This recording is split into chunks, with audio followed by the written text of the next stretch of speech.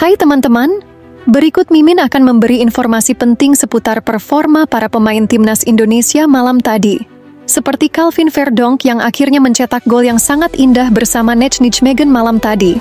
Akan kita bahas lengkap di sini dan juga kita akan bahas Jay Itzes bersama Venezia FC versus Parma, serta Tom Haye bersama Almere City versus Heracles. Khusus Tom Haye terlihat dipantau langsung oleh Alex Pastor, dan ada informasi penting juga yang disampaikan langsung Bapak Erick Thohir mengenai Dirtek dan asisten pelatih dari Indonesia yang akan dipilih langsung oleh Patrick Kluivert. Jadi seperti biasa teman-teman siapkan kopinya dan mari ke pembahasannya.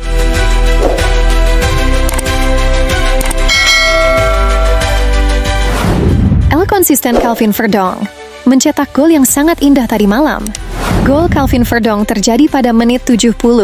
Berikut sepenggal gol Calvin Verdonk versus Fortuna Sittard tadi malam. Berada dalam bola penalti.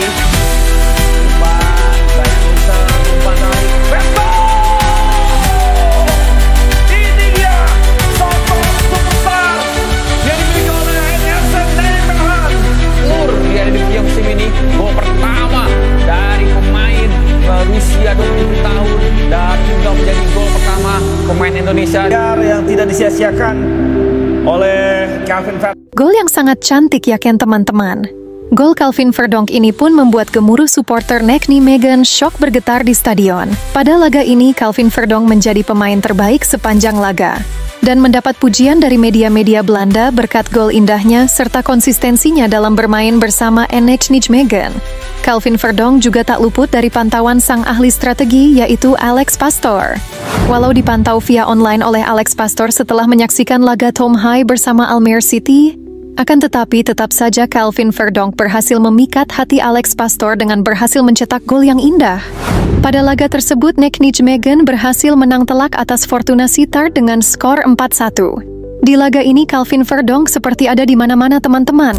Kontribusi Calvin Verdonk pada laga kemenangan besar Nech Nijmegen malam tadi benar-benar sangat besar. Beruntung banget ya Indonesia memiliki pemain seperti Calvin Verdonk ini. Tak heran jika Calvin Verdonk dijuluki sebagai El Konsisten, bahkan oleh media Belanda, Voetbal Plimer. Kongres Bang Lopi atas kemenangannya.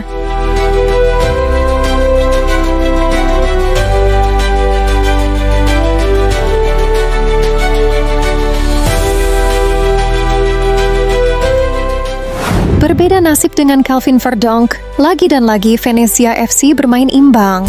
Walau Jay Itzes dan Venezia FC sempat memimpin 1-0 di jeda babak pertama melalui penalti yang dieksekusi dengan sukses oleh Jay Pojanpalo di menit 20.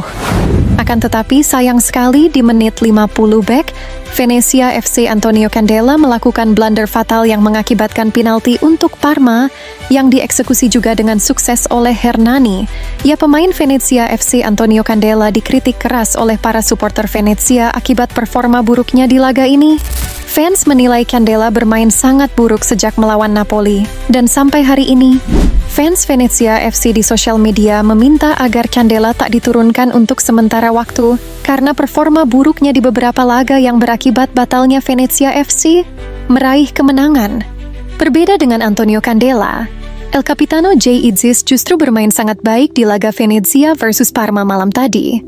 Jay Itzes seperti biasa sangat sulit untuk dilewati lawan. Jay Itzes sendiri mendapat rating yang cukup tinggi pada laga versus Parma malam tadi. Akan tetapi kiper Venezia FC Stankovic benar-benar jadi pemain terbaik di laga ini. Gila sih, ini kiper Venezia keren banget. Bang Stankovic, ada darah Indonesianya nggak sih? Kalau ada, bolehlah gabung timnas. Ya, dengan hasil imbang ini, Jay Itzes bersama Venezia FC masih mendekam di zona degradasi dengan menduduki posisi 19, dengan hanya membawa 15 poin saja. Yuk bisa, yuk hari Selasa nanti menang lawan Verona. Semangat Bang Jay, semangat Venezia. Di sisi lain, Profesor Tom Haye justru mengalami kekalahan bersama Almere City malam tadi. Almere City harus kalah atas Heracles dengan skor 2-0. Laga ini juga dipantau langsung oleh asisten Patrick Kluivert di timnas Indonesia yaitu Alex Pastor. Di laga ini Tom Haye terlihat berjalan pincang, semoga nggak cedera ya teman-teman, jangan sampai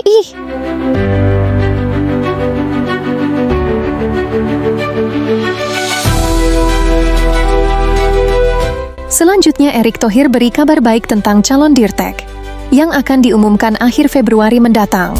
Berikut pernyataan resmi dari Pak Ketum PSSI Erick Thohir. Pengen tahu nih Pak, perihal pencarian Dirtek Pak. Kita pengen tahu sih Pak, alasannya tertunda-tunda selama itu kenapa ya Pak?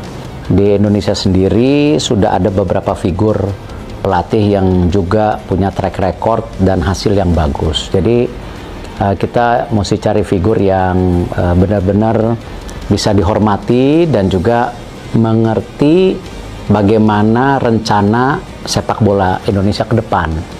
Dan yang sulit juga kita mau kan Dirtek yang benar-benar full time tinggal di Indonesia. Ya, kita sempat ada nama 3 bulan yang lalu, tapi mudah-mudahan Februari ini bisa lah, akhir Februari kita bisa pastikan. Wih, kira-kira siapa ya teman-teman? Komen di bawah ya. Oh iya, Pak Erick Thohir juga menjelaskan bahwa ada beberapa calon asisten pelatih asal Indonesia yang sudah didiskusikan dan disuguhkan kepada Patrick Kluivert. Erick Thohir mengatakan bahwa keputusan siapa yang dipilih semua ada di tangan Patrick Kluivert. Jadi memang kan nanti ada beberapa tempat buat 2 asisten pelatih dari Indonesia. Tetapi saya memang di rencana besarnya nanti ada juga tambahan 1 asisten pelatih lagi yang bisa juga kembali bekerja sama dengan tentu para pelatih yang ada di U20 dan U17. Karena ini kan jenjang, tidak bisa terpotong antara U17, U20, U23 dan senior. Nah, rencana memang ada asisten di tim nasional yang fokus juga regenerasi dan bukan nggak mungkin juga nanti bisa membantu di kelompok umur lah. Kita belum pastikan karena nanti biar Patrick saja mengumumkan, tapi ini hasil diskusi panjang sebelum-sebelumnya. Karena saya yakin program yang baik itu tidak hanya pelatih yang baik, kualitas pemain yang baik, tapi juga tadi bagaimana regenerasi ini secara kontinu dan masing-masing pelatih mesti bisa bekerja sama. Selanjutnya, pelatih Cina Branko Ivankovic menyinggung soal pergantian pelatih yang dilakukan Timnas Indonesia. Indonesia terlihat sangat serius dengan mengganti pelatihnya. Mereka punya ambisi besar, akan tetapi kita juga sama memiliki ambisi itu. Dan kami punya persiapan yang lebih matang dibanding mereka Indonesia, ujar pelatih Cina Branko Ivankovic. Ya, sepertinya China ini sangat percaya diri sekali ya dengan latihan yang lebih awal yang mereka lakukan. Akan tetapi kami King Indo siap tempur walau persiapan kami singkat. Anjay. Ya, itulah kabar update seputar Timnas Indonesia terbaru hari ini. Semoga bermanfaat ya teman-teman. Tinggalin like-nya dan jangan lupa subscribe agar kalian selalu ketemu Mimin dan mendapat kabar-kabar valid seputar perkembangan tim nasional sepak bola Indonesia beserta para pemainnya. Terima kasih sudah menonton. Sehat selalu teman-teman dan sampai jumpa di video selanjutnya. Terima kasih sudah menonton.